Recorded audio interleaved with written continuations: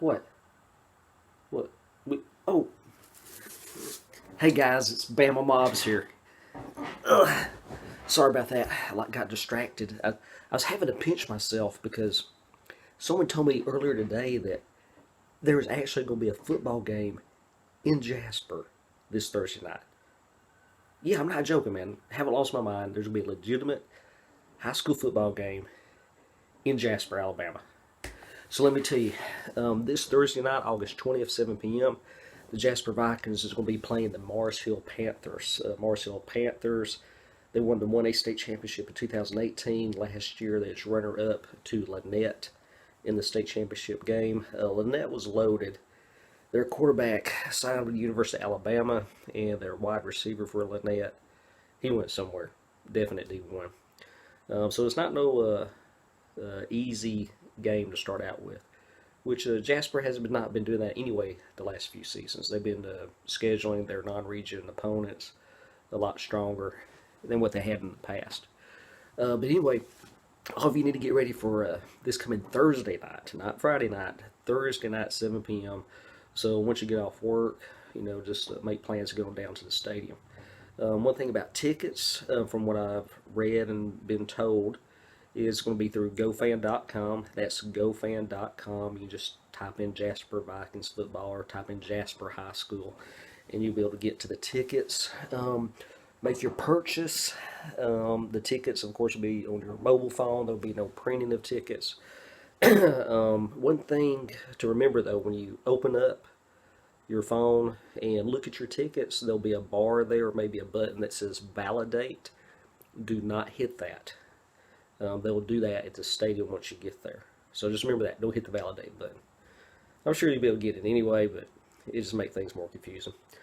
Otherwise, just have a mask, and you'll sit 6 feet apart, and that's really all you got to know. And you'll be able to enjoy a game on Thursday night. This video here, I'll be doing a preview of the Mars Hill Panthers. Jasper Vikings, I mean, you know who plays for Jasper, but I'll just give a short brief on that. Jasper High School last 2 seasons played in Class 5A in a very tough region. Last year had several people graduate from the Jasper High School football team. Also had some moves from the Jasper team, but still have a lot of excellent players on the team.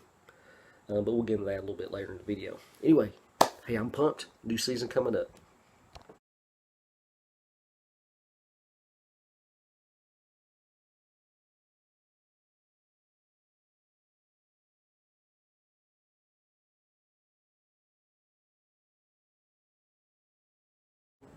Now we'll cover some of the key players for Mars Hill. First, the good news for Jasper. Mars Hill graduated 5 seniors last year. 2 of them were offensive and defensive linemen that played both ways. Both of them signed Division I scholarships, and one of the guys, he was the 1A lineman of the year. At quarterback, they'll have Griffin Hansen. He'll be a 9th grader. A lot of you are thinking, 9th grader, hey, we got this.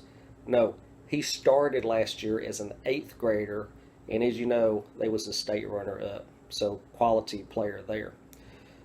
Next up, one of their running backs is Peyton Higgins, and he is the coach's son. Peyton. Fox. Oh, somebody had a comment there for Peyton. Anyway, Peyton, he ran for 1,500 yards last year, had 21 touchdowns, and he had an additional 5 touchdowns in kickoff and punt returns. And if you go back and look at the Lynette Mars Hill game, it's on YouTube. You can see several examples of he is definitely a gifted athlete. And as I said, in June he committed to Troy University. Another interesting stat when I was looking at this was like last year, their average per rush was 9.79 yards, which I already know how that worked out. Higgins got behind those 2 Haas linemen they had, and he's like, run, baby, run. He just kept pushing them and following them and bumbling and stumbling. But as you'll see in the videos from Mars Hill School and also from the Alabama Association, again, He's a good outside runner, inside runner. Their other running back is Justice McDaniel, and he himself had around 1,200 yards rushing last year and an additional 26 touchdowns. So it's sort of like a 1-2 punch they have back there. McDaniel also doubles as a linebacker, and he had somewhere in the range of 60 plus solo tackles last year. So he's another two-way player. You notice a lot of these guys play two ways. You got to remember this is 1A, 2A football, and it's Ironman football. You have to be in excellent shape. You're playing the whole game. There is no backup. So these guys, all of them, are just super athletes. Another guy, Jacob Fields, he's a defensive lineman. He had 67 solos last year and 28 tackles for losses. So he'll be someone to keep your eye on. On the roster that I saw, he was number 51, but we know that changes from year to year. And then finally, they have a returning wide receiver defensive back, Kilpatrick.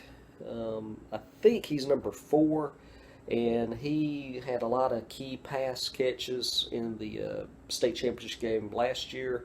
He looks like a talented wide receiver, and he's already been working for his quarterback for a whole year, so the time is going to be there. So overall, Mars Hill, they have 12 seniors on the team. It's not really a rebuilding year for them. They still have a ton of talented players on the team. And what's scary, again, for me is that for the coach to say last year, oh, we lost all these players and we're going to struggle, and they ended up going to the 1A state runner-up. So to end up the video, Jasper has their work cut out for them on Thursday night. They'll have to come in ready to play in order to get a victory. It's not going to be an easy night. So anyway, hey, I hope that was informative for you. Gave you a little bit of background. Just watch for number 21 on Mars Hillside. Also number 11, that's Justice McDaniel. Those will be the key guys to watch. Simply, if you shut those two guys down, should win the game. All right, see y'all Thursday night.